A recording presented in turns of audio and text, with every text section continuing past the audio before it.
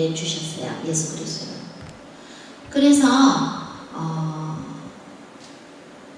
하나님한테는요 사실 두려움이 없어요. 하나님은 두려워하는 존재가 아무것도 없어요. 이 세상에서. 그런 하나님이 자신만만하게 당신의 외아들을 우리를 구하시려고 우리랑 평생 사시고 싶어서 영원히 천국에서 사시고 싶어서 예수님을 주시면서 우리한테 이렇게 손을 내미셨어요. 그런데 하나님이 그런 어마어마한 일을 하셨는데도 우리 인간이 마귀한테 속아서 하나님 말고 다른 것만 보게 한단 말이야. 마귀는 언제나. 내가 그랬죠? 창세기 3장 15절에 여자의 후손이 뱀의 머리를 상하게 하리라. 여자의 후손이 누구야? 예수예요. 뱀의 머리, 사탄의 머리를 쳐부셨어요. 십자가상에서. 사탄은 여러분한테 큰 일을 할 수가 없다니까요. 누가복음 10장에 나오죠? 18절, 19절, 20절. 주님! 정말 예수님의 이름으로, 주님의 이름으로 내쫓으니까 마귀들만 쫓아가요. 그래도 예수님 뭐라 그래? 그래. 사탄이 하늘에서 번개처럼 떨어지는 걸 내가 봤다. 내가 너희들에게 뱀과 전갈을 밟을 능력을 줬고, 뭐예요? 원수의 모든 능력을 제어할 힘을 줬으니, 권세를 줬으니까 줬다. 그러나 너희들이 내 이름으로, 예수 이름으로 마귀를 쫓아내는 것, 마귀들이 너희들 앞에 무릎을 꿇는 것에 기뻐하지 말고 너희들의 이름이 천국의 생명의 책에 이름이 적혀진 것을 기뻐하라. 이랬어요. 그런데 마귀는 그래서 할 수 있는 게 뭐예요? 여러분들을 꼬시는 것. 어떻게 꼬셔요? 하나님 말고 다른 것만 보게 해요. 그 다른 게 어떻게 보여요? 보니까 먹음직스럽고 탐스럽게 생겨서 보기 좋게 보였죠, 선악과가. 그렇게 보게끔 혼미하게 만들 수 있는 건 할 수 있어요. 영화 파우스트를 제가 전에 한번 얘기 드렸는데, 독일 영화인데 그 영화에는 영의 세계를 좀 다루기도 했어요. 그래서 주인공이 처음에 막 그 박사가 남자 몸을 해부하면서 막 영혼을 찾아요. 영혼이 어디 있는 거야? 영혼이 어디 있는 거야? 하면서 막 찾는데 나중에 그 남자는 자기가 소유하고 싶은 여자와 잠을 자고 싶어서 자기의 영혼을 마귀한테 파는 게 나와요. 사인을 해요.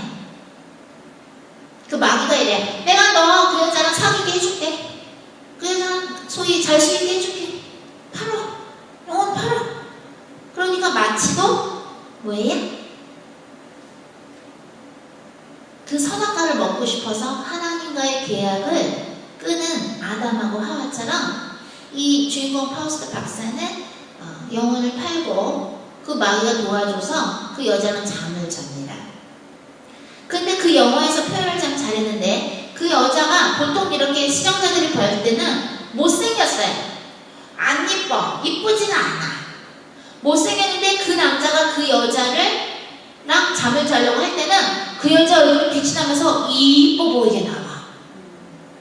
이렇게 눈을 이렇게 가리더라고요. 마귀가 그 남자의 주인공의 눈을. 그러니까 이뻐 보여. 막 환하게 빛이 나면서 이뻐 보여. 그러니까 뭐예요? 선악과처럼 보암직스럽고 모금직스럽게 보이게 만드는 거예요. 그러니까 그 여자는 잡니다. 죄를 지습니다. 근데 그 여자랑 섹스를 할 때 옆에 마귀를 이렇게 서서 구경해. 몇 마리들이, 마귀 몇 마리가 이렇게 구경해. 뭐 이상하게 생겨서 마귀들이 막 징그럽게 생겼어. 근데 이 주인공은 몰라. 왠지 찝찝한 걸 느껴.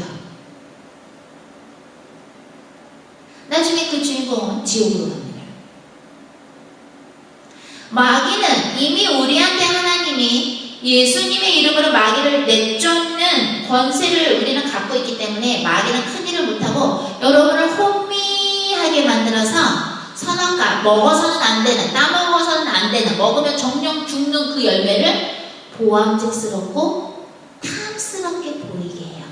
그리고 꼬시리제이션, 제가 만든 단어인데 꼬시다 더하기 에이션을 넣었어. 제이션, 꼬시리제이션이야. 꼬시는 건 할 수 있어요. 왜? 선악과가 먹음직스럽고 보암직스럽고 괜찮게 보이게끔 혼미하게 눈을 가리는 건 마귀가 할 수 있어요. 하나님만 빼고 그 나머지를 선택하게 만드는 게 사단의 일이에요. 왜? 하나님만 빼고 그 나머지를 선택해야 지옥 가기 때문에.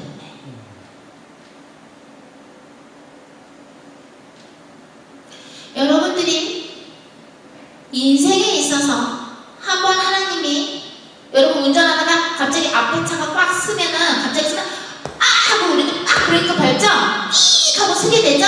부딪히든 안 부딪히든 꽉 밟아야 되죠? 그럼 정신 번쩍 나죠? 우리 인생에서 하나님이 반드시 한 번 이상은 여러분의 인생에서 으악! 하고 소리 지르게 마치 브레이크를 갑자기 자동차 브레이크를 밟은 것처럼 정신 차리게 만드시는 때가 있는데 때로는 그렇게 자동차의 브레이크를 꽉 밟으면서 으악! 하고 놀래면서 하나님을 바라보게 하시기도 하시고 오늘 읽은 출애굽기 3장처럼 처절하게 고독하게 만들 때가 있어요. 생각해보세요. 왕자였죠? 이 모세는 원래는 유대인이지만 어떻게 됐어요? 그 애기를 다 죽이니까 그 강가에 그 바구니에 넣어갖고 보내잖아요. 그래서 그 바로의 딸이 신령과 딸이 죽죠. 그래가지고 자기 아들로 키운단 말이죠. 양자로 키웁니다. 모세를. 그리고 화려하게 어쨌든 애굽의 그런 왕자로 자라다가 본인이 나중에 어떻게 돼요? 유대인 사람이 고통을 당하는 거, 학대당하는 걸 보고 그 학대하는 그 애굽 사람을 쳤는데 아고 죽었어. 살인자가 됐어. 근데 나중에 그게 밝혀져서 주랭랑을 쳐서 도망갑니다. 모세가 쳤다고 해서 죽은 건 뭐예요? 하나님이 그 일을 허락하셨다는 얘기예요. 참새 한 마리도 하나님의 허락이 있지 아니하면 땅에 떨어지지 않죠. 죽지 않죠. 하나님이 그 모세가 친 그 애굽 사람이 죽는 걸 허락하셨고 그런 시나리오를 하나님은 짜셨어요. 모세가 자기의 방법으로 유대인들을 구하려고 했고 그런 마음이 있었으니까 그렇게 그 사람을 애굽 사람을 그죠? 유대인을 학대하는 애굽 사람을 쳤는데 자기 방법으로 구원을 했어요? 못했어요. 여기서 우리가 얻는 건 뭐예요? 우리 방법으로는 아무것도 할 수 없어요. 뜻이 좋다 할지라도 우리 방법으로는 될 수 없어요. 그게 스가랴 4장 6절이에요. 너의 힘이나 능력이 아니라 나의 영으로 되느니라. 우리는 할 수 있는 게 없어요. 그냥 흙이에요. 흙, 먼지예요. 시편 기자가 뭐라 그럽니까?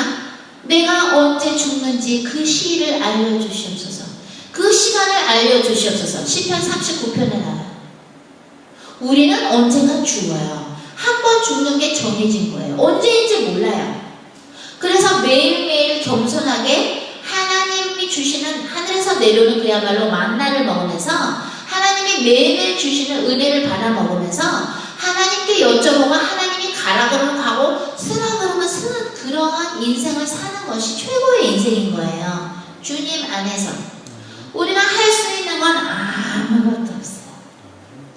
그걸 언제 깨달았어요? 모세가 도망가서 주랭랑을 쳐가지고 살인자니까 그지? 도망가게 되죠? 도망가서 장인어른 이드로의 양떼를 치면서 소위 뭐예요? 처가살이에요. 처가살이. 잘 나가던 애굽의 왕자였는데 처가살이를 하면서 느끼는 거죠. 80세가 어느덧 됐어요. 아, 내가 이러다 그냥 죽는구나. 내가 이렇게 살다가 유대인들 내 백성을 구하지도 못하고 그래서 내가 한때는 애굽의 왕자였는데 아 내가 이러다 그냥 죽는구나. 아내는 있고 그죠? 자식들 있지만 내가 그냥 양떼 이렇게 치다가 장인어른 양떼 치다가 여기서 이렇게 죽는구나. 철저하게 뭐예요?